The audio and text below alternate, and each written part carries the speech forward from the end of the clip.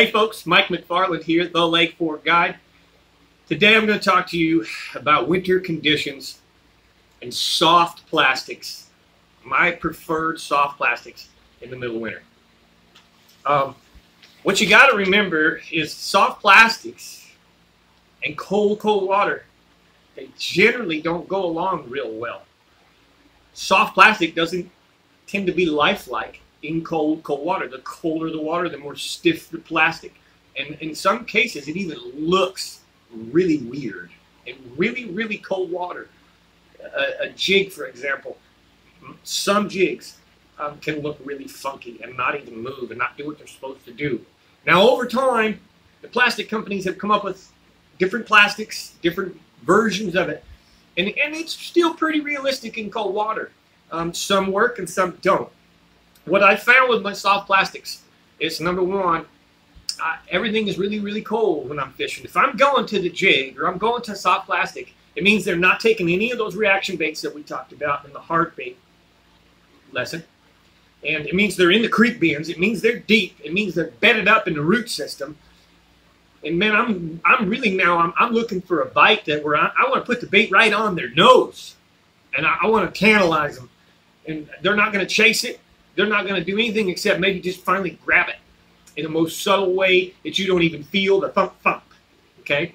The 7-pound, 10-ounce bass that Andrew, my birthday boy, just caught, he never felt the bite. It just, all of a sudden, this wet sock feeling, it got loaded, it got heavy, didn't feel right. He pulled, it looked like a tree, it was in the roots, and he connected with the fish, and it come out, and we caught a big one that way. There was no thump, there was no tick, there was no Texas saying a thump by the stump, yet he was in the roots of the stump. So, my mind in fishing cold plastics, cold water with plastics, is I like to keep it real simple, and I don't want things that move a lot, okay? I want things that are super subtle. So when it swims up over the log, it comes over it subtly instead of lifelike and spring-like with paddle tails, etc. So I get away from the Rage Craws, and I may still, of course, I love the Strike King baits, but I'm going to go with more subtlety, okay? A great example would be the Reaction Innovation Beavers, okay? One quick tip on the beavers, or any of these, a lot of times when they come from the mold, they need to be pulled apart. Okay, that's a trend, that the plastic has a couple pieces to be pulled apart sometimes. If you look real close on some of these baits, they'll even have like a little rudder. Okay, that's really important to understand, that the top of that's flat, the underneath of it has a little rudder. You want that rudder on the downside, so that when you do pull this bait, that rudder, it's what makes the water separate and opens these legs apart. Each time you pull it, these are going to open. Okay? So instead of swimming and lifelike action, you still have some good movement, but it's much more subtle. So always look at your appendages and things and see if there's some intention of water funneling and how that may work to make that bait look right. It's important that you rig it right. Okay? But something as simple as the Pit Boss or the Beaver, Texas rigged. I believe the young man was using the Strike King something bug. I thought that it was the, I don't know much of the Strike King baits for some reason. I need to get more into those names. But it was basically a do-nothing bait, and it was green, pumpkin, red. So between black and blue, green pumpkin red, or watermelon red, I don't need any other colors. I'm going to take that same trailer. I'm also going to put it on a jig as a trailer. Okay, so now I've covered two baits, my two #1 baits. Probably about the only way I'm going to fish if I go to soft plastics in the winter, generally. Okay, so I get myself a pack of beavers, I get myself a pack of Pit Bosses, handful of jigs, and I go fishing. Black and blues, maybe black and browns, green pumpkins, green pumpkin reds, you're good to go. Okay, you don't have to make it rocket science. My choice jig, sand tone, no ifs, ands, or buts. I get away from the football and I go to the rattling grass jig. Okay, And I do want the rattles in it. I want that noise. I want that tick, tick, tick. Okay? I mentioned to you, when I talked about square bills and things, that I'm real size profile specific. That's the hatch. Sometimes when I'm fishing in the soft plastics, that's not the case. I'm fishing in the bedroom. The fish is bedded down in a bunch of roots. And I really just want to antagonize that fish. I want to hit it on the nose, as I suggested earlier. It's in that tiny little area, like me sitting at my desk here. I want to pester it. I want to get the bait in that root system and up and down, and shake it. Put it in there again. Maybe 20 casts to the same roots. I want something that's going to pester it. Still want it to move slow, but I want to pester it. So this is the time where I don't necessarily worry about matching the hatch or being downsized because of digestion rate. And I go big. I'll get the big old, I think this is called the Pit Boss Pro Papa. This is Papa Pit Boss. It's still very subtle in its movements and actions. It doesn't stiffen up too much in the cold water, but it's big enough and challenging enough for these 5, 6, 7 pound bass that if I put that in the root system right next to the fish, I can antagonize the fish and make the fish eat the bait, not to eat it, but to kill it, just like they do when they spawn. So the Papas go really big. You're not going to get a lot out of that plastic anyways. All right. And then the final two that I think are really, really awesome. Many, many years I came from the West Coast and all I knew about was the Yamamoto Senko. And the Yamamoto Senko was probably one of the most effective baits across the nation, aside from maybe drop shotting, and it catches big fish. Both small sizes and large sizes, whether it's a 4-inch, 5-inch, or 7-inch Senko, it catches big fish. In fact, you can go down to Lake Baccarat or El Salto with nothing but Senkos, and you won't need anything else, period. You may miss out on the top water bite, but you still catch them on the Senkos. In cold water, the Senko is still effective. It was a very subtle bait anyways. So it doesn't have quite the undulation that it will as the water's warmer. But for whatever reason, it's a do-nothing bait anyway. So in cold water, Texas rigging this guy can be very effective. Now I want to give you a tip. I don't mean to take away from Gary Yamamoto. Sorry, Gary. But I don't use the Yamamoto baits. It's 2020. I'm a fishing guide. I'm going to have a little bit of a budget. And I think anybody should shop and get as much out of it, your money, as you can always get.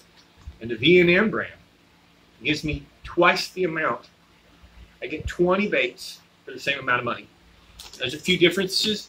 Doesn't quite have the salt that the Yamamoto does. But I'm going to tell you firsthand as a fishing guide, they eat this just the same. I do not see any difference in the guy in the front having Yamamoto and the guy in the back having this. As long as they're same color, same size, neither one will outfish each other. So why not go the V&M, save yourself some money, all right? So cold water baits, remember, you're going to fish them slow, so slow. It doesn't matter whether it's the beaver, the Pit Boss, the Senko, the jig. You're going to fish in the creek bends, in the swings, and in the wood, in the junk. You may pitch and flip some docks, but you're going to fish this slow, which means move it slow. Don't move it in foot crawls. Move it in inch crawls, inch at a time, just a little at a time, a little at a time. Don't have it go 6, 7 inches as it crawls. That's moving fast. Put it on the deck of your boat and pull it slow. And watch how slow you have to go to make it go 1 inch at a time. You barely pull it. Barely pull that rod. Fish it slow. Get it in the roots. Get it in the contact, the base of the stumps, and antagonize those fish. You'll get more bites. I'm going to leave you with a really, really cool tip. My good friend Joe Coker last year dialed in on this. And to me, I think this is going to be one of the hottest baits for 2021. And this is the Strike King Cutter Worm. Okay, and the reason is, I'm still talking cold water. But I've got a bait here. This is unique. You have to disconnect this little flap right there to make this bait do what it does. But I basically have a Senko with one craw flipper, like a rage craw, one baby. The neat thing about this now is I've got that do nothing bait with a little bit of something on the tail. And this bait is effective all year long. Definitely can be even swam back to the boat. It becomes actual paddle tail alive bait. Unlike I just talked about. I talked about I don't want that. I generally don't want that. Okay, but in one bait, I can decide that. Maybe there is an aggressive bait. Maybe they do like just that one little flipper going down. If they don't, I pop it off and I have a Senko. 2 baits in one. What's really cool is if you start fishing with this bait like this, sometimes you throw it into the stump and you're working this slow in that deep water and 10, 12 feet or whatever, and you get out of the stump, you reel it home and the fish chases and eats it. Guess what? That tells you something. That tells you they're willing to chase, so maybe you go back to a square bill or a route trap, or maybe you just start swimming this. But anyways, very effective bait. Perfect search bait to find out if they're willing to chase, or they want this action or not. And it's a 2-for-1, 2 baits in one. Strike King Rage Tail Cutter Worm. You're going to hear me talk about it a whole lot this year. All right? So, what do I throw all this on? Man, this is stuff that I'm going to throw in heavy junk. So, number one, 20-pound fluorocarbon line. Maybe you can go higher, 25-pound fluorocarbon line. I'm going to throw this on a very heavy rod, an extra heavy rod, okay? I might throw this on a heavy rod with 20-pound fluoro. I'm going to throw my jig on my personal custom jig rod. It's a 6-power rod. I can lift 1 gallon of oil rod off the deck of my boat. I can boat flip a 10-pounder, no problem, and just let them sit in midair like it's a little brim, okay? But I want that extra heavy flipping rod, pitching rod, all right? I choose the real-time rod, MB 7'3", 1530, all right? McFARLAND'S signatures on it, make it on reel, but extra heavy rod, 20-pound fluorocarbon line, high speed gear ratio, because once you hook them, you want them out of the junk, you want them out of the wood, you want them out of the root system, bring them up to the surface and bring them home. Don't let them head go back down into the junk or you lose them. A 10 or 12-pound fish can and does end up in the net, sometimes in less than a minute. So, guys, that's my cold water rundown for soft plastics. Remember, whichever soft plastics you choose, always test them in the water, the cold water, and see what happens to them. Do they stiffen up and not look right? Sometimes even the color can look weird. Don't know why, but just look at it. And in the water, before you start fishing with it, if you see it funky, or you see it not acting like you're used to it acting, change it. Get to something. Get to a different type of plastic that doesn't have that effect in the real cold water. So, last I'll close you with, remember again, a jig's probably my most favorite. You hear me talk about it all year long. A jig catches big bass because you can fish anywhere with it. I can throw it in the zero water. I can throw it in the deep water of the creek. With one bait tied on my rod, I can go up in an area and cover all the water from 0 to 30 foot.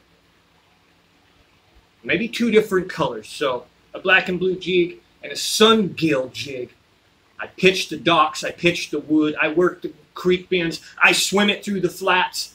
You see what I'm saying? I burn it on the surface, I let it go to the bottom. One bait, fished. Committed to. That's the most important thing I'll close you with. Committed to in the cold of winter. And you will hook up. Change, run around, you're going to get cold, frustrated, and you won't like winter fishing. Appreciate you watching. If you enjoyed this, give me the thumbs up. If you haven't subscribed, subscribe to my YouTube channel, The Lake Fork Guide. Mike McFarland.